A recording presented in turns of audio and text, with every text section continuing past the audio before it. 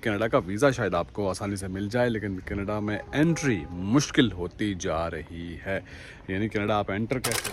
Hello and अस्सलाम वालेकुम बाजीज and बाजीज, तो अपना मेज़बान अली जन्नत all the way from Canada. आजकल कहते हैं कि कनाडा का वीज़ा शायद आपको आसानी से मिल जाए, लेकिन कनाडा में एंट्री मुश्किल होती जा रही है। यानी कनाडा आप एंटर कैसे हो सकते हैं, और जो लोग एंटर होते हैं और उन्हें वहाँ पर एयरपोर्ट पर किस तरह के सवालात का सामना है, और वहाँ से लोगों को वापस भी भेजा जाता है। डिपोर्टेशन के हवाले से भी आप डिफरेंट वीडियोस देखते हैं।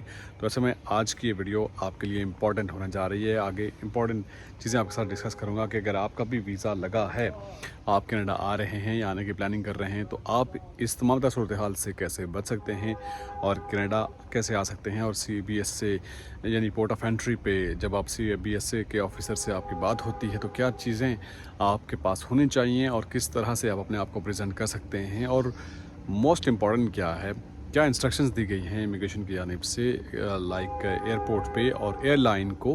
पहले तो आप जिस मुल्क से आ रहे हैं, पाकिस्तान से, इंडिया से, वहाँ एयरलाइन से ही पहले देखा जाता है कि स्क्रीनिंग की जाती है कि किस बंदे की क्या प्रोफाइल है, उसकी क्या स्टैंडिंग है। तो पहले से उनको थोड़ा सा आइडिया हो जाता है। और यहाँ एयरपोर्ट पर भी आपने देखा होगा कि लोगों से मुख्तलिफ सवालात किए जाते हैं, और जब उनके सवालों के जवाब नहीं दे पाते लोग, तो उन्हें वापस भेज दिया जाता है।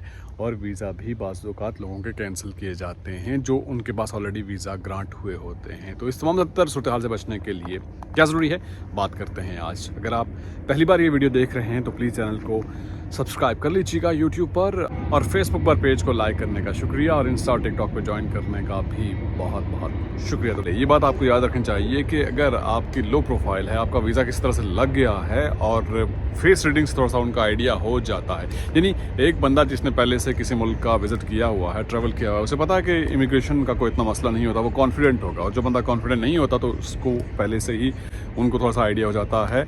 अलग कर लेते हैं। हाउस इट गोइंग बारे? Yo, yo, Yo, hey. what's up, what's up, what's up? The Danne, enjoy, hey.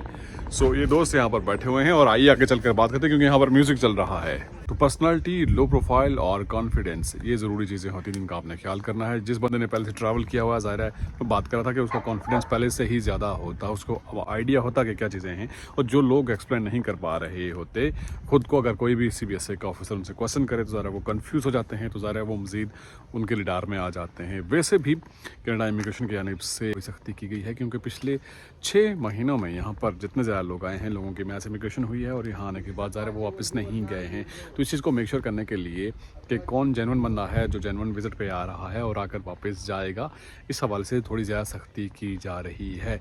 और ख़ास करके जब किसी का वीज़ा ग्रांट होता है, उसके बाद उनके रिश्तेदार उनको आइडिया देते हैं या गाइड करते हैं कि आपको टिकट कराने की ज़रूरत नहीं है, एक साइड का ही टिकट करा लें, पैसे बच जाएंगे, या रिटर्न टिकट अगर आप कराएंगे तो वो डिफरेंट होना चाहिए। नहीं, ये गलती आपने नहीं करनी। आपने रिटर्न टिकट को लेकर अपने पैसे बचाने के लिए आपने return ticket as it is ही होना चाहिए आपके प्लान के अकॉर्डिंगली। और उसके बाद जो गलती की जाती है, यहाँ पर जो होटल बुकिंग है वो आपने शो करनी है। और ख़ास करके जो आपने ट्रैवल प्लान दिया है, जब आपने डॉक्यूमेंट सबमिट किए थे अपने कंसल्टेंट के ज़रिए, उन्होंने आपके फॉर्म फिलअप किए थे, जो ट्रैवल प्लान था, लेट से आपने टोरंटो जाना था, तो टोरंटो ही आप जाइए, टोरंटो का ही इंतखाब कीजिए। ऐसा नहीं कि आपने अपने प्लान में टोरंटो का कहा और अब आप वैंकूवर जा रहे हैं। पॉसिबिलिटी हो सकती है, लेकिन ऐसे में आप उनके रिडार में आ सकते हैं कि भाई क्या ऐसा मामला है। वो आपसे पूछ सकते हैं कि आपने सबसे पहले जो प्लान दिया था, आपने टोरंटो जाना था और आप कैलगरी जा रहे हैं, अल्बर्टा जा रहे हैं, इसकी क्या ख़ास वजह है। तो अपने आप को उस चीज़ में लाने से बेहतर है कि जो प्लान आपने दिया है उस तक ही आप महदूद रहें और उसी को ही फॉलो करें।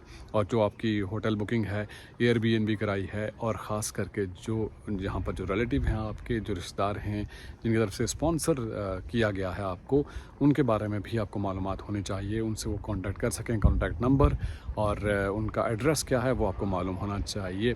और रिसेंटली यहाँ पर वाक़यात भी पेश आए हैं, लोग आए हैं और उनसे पूछा गया है, और बड़ी पूछताछ के बाद 4-6 घंटे की जब उनसे पूछताछ की गई है, उसके बाद जब उनको थोड़ा सा आइडिया होता है कि नहीं, इनके पास यहाँ पर जो रह रहे हैं एयरबीएनबी है या होटल की रिजर्वेशन है, बुकिंग है, वो जेन्युइन होनी चाहिए। लोग डमी करा लेते हैं बाज़ औक़ात और उसमें वो फंस जाते हैं। उसमें तो ज़रा स्ट्रेट फॉरवर्ड आपको नो कर दिया जाएगा। तो इन चीज़ों का थोड़ा सा ख्याल कीजिए और कॉन्फिडेंट होइए। और ख़ास करके जब आपका वीज़ा ग्रांट होता है, जो आपका कंसल्टेंट है या एजेंट है, उससे बैठकर बात कीजिए कि क्या क्या क्वेश्चन आपसे हो सकते हैं। थोड़ा सा तैयारी करके आइए, मेंटली आप प्रिपेयर होंगे और आप कॉन्फिडेंट होंगे तो आपके लिए मसला नहीं होगा। क्योंकि जो लो प्रोफाइल केसेस होते हैं उनसे ही ज़्यादा वो पूछताछ की जाती है, या उनकी फेस रीडिंग आप कह लें। ज़ाहिर है उनका अपना एक तरीका है, देख लेते हैं कि कौन से बंदे से उन्होंने सवाल करना है। तो अपनी पर्सनालिटी और थोड़ा सा ग्रूमिंग पर काम करना है। थोड़ा सा ग्रूम होकर आइए, प्रैक्टिस करके आइए, कॉन्फिडेंट होकर आइए। मैं आपसे इसलिए ये मिसाल कोट कर रहा हूँ कि जो ऑलरेडी पहले जो एक बंदा सफ़र कर चुका है उनको इन चीज़ों का पहले से आइडिया होता है, उनके लिए मसला नहीं होता। वो कॉन्फिडेंट होते हैं, कॉन्फिडेंस लूज़ करते हैं लोग। तो इसलिए एक सवाल के बजाय दूसरा, दूसरे के बजाय तीसरा, इस तरह वो क्लियर पासोगात नहीं कर पाते। इसी वजह से उनको कहा जाता है कि हम आपको एंट्री नहीं दे सकते। तो इन चीज़ों का आप ख्याल कीजिए। एक बार फिर से रिपीट करना चाहता हूँ, आपके पास जो टिकट है वो जेन्युइन होना चाहिए, रिटर्न टिकट। और यहाँ पर आपकी होटल की बुकिंग है या एयरबीएनबी की है और वो रिजर्वेशन वो भी बिल्कुल जेन्युइन होनी चाहिए। और यहाँ पर कितने दिन आप घूमेंगे, जो आपका प्लान है, आपने टोरंटो जाना है, आपने वैंकूवर जाना है, किन किन जगहों को आपने एक्सप्लोर करना है और आपके पास बजट कितना है। 4-5 हज़ार कैनेडियन डॉलर तो आपके पास होना चाहिए, या आपके पास डेबिट कार्ड या क्रेडिट कार्ड इंटरनेशनल होने चाहिए, जो आप बता सकते हैं कि आपके पास ये अमाउंट है जो आप यहाँ पर स्पेंड करेंगे। और 2 हफ्ते का आपका प्लान है, 3 हफ्ते का प्लान है। जो प्लान आपने दिया था वीज़ा ऑफिसर को स्टार्ट में, वही आप बताएं, उसी के अकॉर्डिंगली आप चलेंगे तो आपके लिए मसला नहीं होगा। आई होप कि इस वीडियो से आपको फ़ायदा हुआ होगा। अगर आप आ रहे हैं कनाडा और अगर कोई पॉइंट मैं मिस कर रहा हूँ, या अगर आपका एक्सपीरियंस रहा है एयरपोर्ट पर अच्छा रहा या बुरा रहा है, ज़रूर फीडबैक में दीजिए, ताकि दूसरे जो हमारे दोस्त जो आना चाहते हैं वो उससे फ़ायदा उठा सकें। आपके एक्सपीरियंस से ज़रूर अपना एक्सपीरियंस शेयर कीजिएगा कि आपका एयरपोर्ट पर एक्सपीरियंस कैसा रहा है। स्मूथली आपका एग्ज़िट हो गया है या आपसे सवाल जवाब किए गए। और नेक्स्ट टॉपिक भी आप सजेस्ट कर सकते हैं। आप कोई भी टॉपिक सजेस्ट करना चाहें तो प्लीज़ कमेंट में सजेस्ट कीजिए। नेक्स्ट वीडियो तक मेरा और आपका अल्लाह मालिक।